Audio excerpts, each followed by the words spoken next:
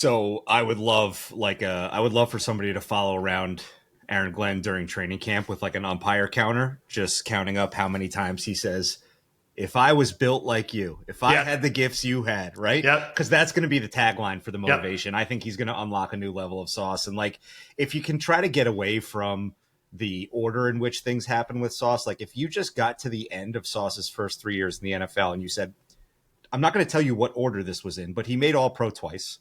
Yep. And he did all these other things, and he won Rookie of the Year. And you kind of like just list out his accomplishments. Nobody would have a problem with this contract. It's a little bit of recency bias around what happened in the season, and I think you hit the nail on the head there. It's he became the coach's friend, and that's, as anybody who manages people will tell you, like that's not really a place you want to live. It feels good in the moment, but it's not really a place you want to live if you're trying to motivate, especially a superstar like Sauce Gardner. So I think there's nowhere to go but up from here. You had to do it.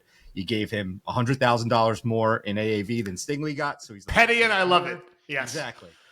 So like you kind of checked every box.